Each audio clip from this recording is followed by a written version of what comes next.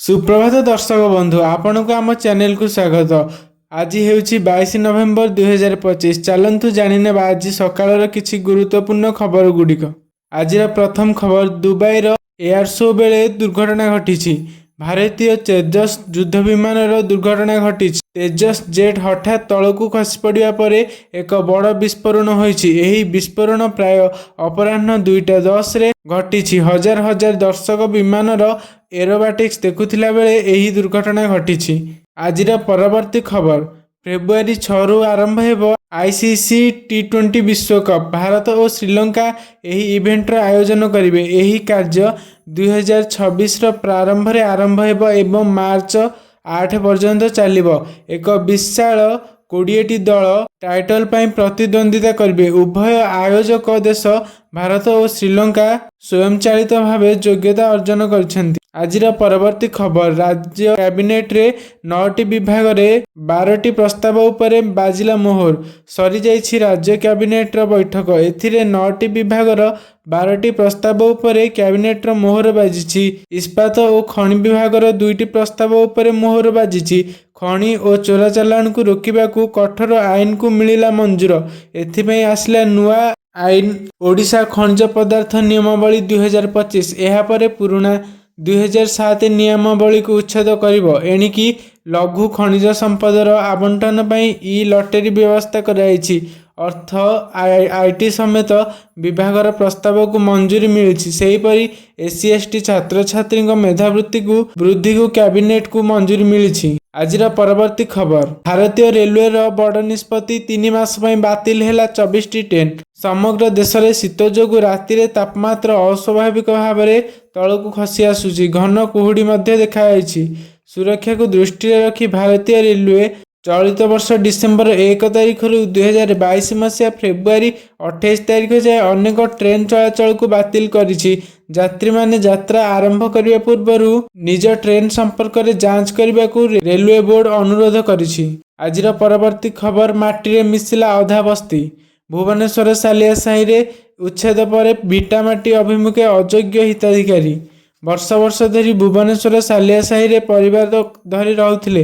एबे बासहरा होई निज गाँ अभिमुखे बाहरी पड़िछंती। आवास योजना रे घर पाइबा को भी एमाने अयोग्य।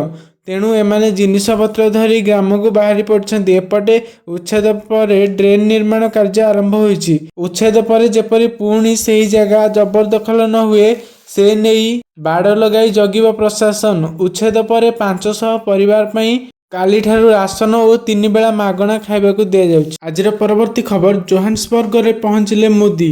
दक्षिण आफ्रिका रे अनुष्ठित होइथिबा G20 सम्मेलन रे अंशग्रहण करबा पई शुक्रवार दिन जोहान्सबर्ग रे पहुंचछंती मोदी। प्रधानमंत्री एही शिखर सम्मेलन रे विश्व नेता मानक सहित तांकर साक्षात समय प्रमुख विश्व प्रसंग उपरे अर्थपूर्ण आलोचना पई आशा प्रकाश करछंती।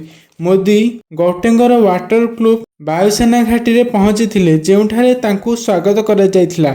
दक्षिण आफ्रिकार वायुसेना तांकु स्वागत करथिले ओ तांको पई लाल कार्पेट साल्यूट दिया जायथिला। एही अवसर रे प्रवासी भारतीय माने मोदी को स्वागत करथन। आजिर परवर्ती खबर, सुना दर रे घटिछि बड़ ह्रास। गुरुवार व्यवसाय दिन रे सुना एवं रूपार मूल्य ह्रास पाइछि।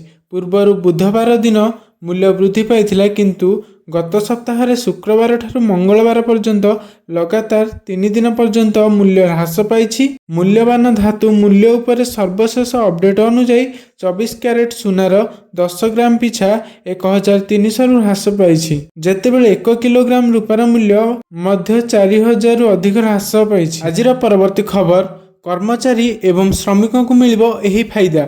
4 नुआ लेबर कोड लागू कले मोदी सरकार। मोदी सरकार 21 नवेम्बर रु सारा देश में नुआ लेबर कोड लागू करछंती। एथिरे सर्वनिम्न दरमा, नियुक्ति पत्र और समान काम को समान दरमा, सामाजिक सुरक्षा, ओवरटाइम कले 2 गुणा दरमा, फिक्स टर्म ग्रेजुटी एवं असुरक्षित स्थान में 100% स्वास्थ्य सुरक्षा पर गुरुत्व दिया जाइछि। यह देशर श्रमिक मानक सुरक्षा पई सबुठारु बड़ पदक्षेप बोली कहा जाउछि। सामाजिक सुरक्षा पई अनेक पदक्षेप ग्रहण करा जाइछि। 40 वर्ष अधिक श्रमिक मानकर पई ପ୍ରତିବର୍ଷ ସ୍ୱାସ୍ଥ୍ୟ ଯାଞ୍ଚ ବ୍ୟବସ୍ଥା କରାଯାଇଛି। ଏହାଦ୍ୱାରା ଶୋଷଣ ହ୍ରାସ ପାଇବ। କର୍ମଚାରୀ ଏବଂ ଶ୍ରମିକଙ୍କୁ ଠିକ୍ ସମୟରେ ଦରମା ଦିଆଯିବ। କୌଣସି କମ୍ପାନୀ ବା ନିଯୁକ୍ତିଦାତା ଦରମା ରୋକିବା ସହଜ ହେବ ନାହିଁ। ସମସ୍ତ ଯୁବବର୍ଗଙ୍କୁ ନିଯୁକ୍ତିପତ୍ର ଅନିବାର୍ଯ୍ୟ କରାଯାଇଛି। ଚାକିରିରେ ଯୋଗ ଦେବା ମାତ୍ରେ ନିଯୁକ୍ତିପତ୍ର ଦିଆଯିବ। ମହିଳାମାନଙ୍କୁ ସମାନ କାମକୁ ସମାନ ଦରମା ଦିଆଯିବ। ଲିଙ୍ଗଗତ ଅସମାନତାକୁ ସମାପ୍ତ କରାଯାଇଛି। 40 କୋଟି ଶ୍ରମିକମାନଙ୍କ ପାଇଁ ସାମାଜିକ ସୁରକ୍ଷା। ଅଧାରୁ ଅଧିକ ଶ୍ରମବଳ ପ୍ରଥମ ଥର ପାଇଁ ଏତେ ବଡ଼ ସୁରକ୍ଷା ପାଇଛନ୍ତି। ସ୍ଥାୟୀ କର୍ମଚାରୀମାନଙ୍କୁ କେବଳ 1 ବର୍ଷ ପରେ ଗ୍ରାଚ୍ୟୁଇଟି ଏବଂ ଅସ୍ଥାୟୀ କର୍ମଚାରୀମାନେ ମଧ୍ୟ ସ୍ଥାୟୀ କର୍ମଚାରୀମାନଙ୍କ ଭଳି ସୁରକ୍ଷା ପାଇବେ। 40 ବର୍ଷରୁ ଅଧିକ ବୟସର କର୍ମଚାରୀମାନଙ୍କ ପାଇଁ ବାର୍ଷିକ ମାଗଣା ସ୍ୱାସ୍ଥ୍ୟ ପରୀକ୍ଷା କରାଯିବ। ଓଭରଟାଇମ୍ ଉପରେ 2 ଗୁଣ ଦରମା ଗ୍ୟାରେଣ୍ଟି ଏବଂ ଅତିରିକ୍ତ କାମପୂର୍ଣ୍ଣ ଏବଂ ଉଚିତ ମୂଲ୍ୟ ମିଳିବ। ଆଜିର ପରବର୍ତ୍ତୀ ଖବର, ବାଇକ୍ ଚାଳକମାନଙ୍କ ପାଇଁ ଆସିଲା ନୂଆ ନିୟମ। ଏହିପରି ବାଇକ୍ ଚଳାଉଥିଲେ ଦେବାକୁ ହେବ 2000 ଟଙ୍କା ଫାଇନ୍।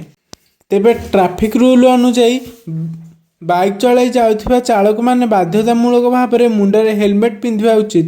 ଏହା ସହିତ ଚାଳକଙ୍କର ପଛପଟେ ବସିଥିବା ଲୋକ ମଧ୍ୟ ହେଲମେଟ୍ ପିନ୍ଧିବ। ତେବେ ଏହା ଛଡ଼ା ଅନ୍ୟ କେତେକ ଟ୍ରାଫିକ୍ ରୁଲ୍ ରହିଛି। ସେହି ସବୁ ନିୟମ ଗୁଡ଼ିକ ହେଉଛି ଗାଡ଼ିର ନମ୍ବର ପ୍ଲେଟ୍ ଗୁଡ଼ିକ ଠିକ୍ ଭାବରେ ରହିବା ଦରକାର।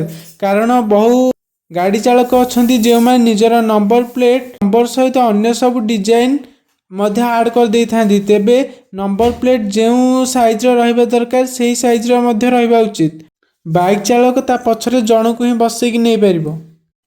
ବାଇକ୍ରେ ଅଧିକ ଶବ୍ଦ କରୁଥିବା କୌଣସି ସିଷ୍ଟମ୍ ସାଉଣ୍ଡ ଲଗାଇ ପାରିବ ନାହିଁ। ଆଜିର ପରବର୍ତ୍ତୀ ଖବର, ୱିଣ୍ଡିର ଆକଳନ, ଓଡ଼ିଶାରେ ମାଡ଼ ହୋଇପାରେ ବାତ୍ୟା।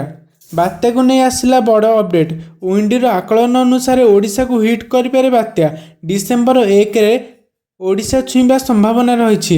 ସେପଟେ ଶୁକ୍ରବାର ଦକ୍ଷିଣ ପୂର୍ବ ବଙ୍ଗୋପସାଗରରେ ସୃଷ୍ଟି ହେବ ଲଘୁଚାପ କ୍ଷେତ୍ର। ଏହା ପଶ୍ଚିମ ଉତ୍ତର ପଶ୍ଚିମ ଦିଗରେ ଗତି କରି ଘନୀଭୂତ ହୋଇ 24 ତାରିଖ ବେଳକୁ ଅବପାତର ରୂପ ନେବାର ସମ୍ଭାବନା ରହିଛି।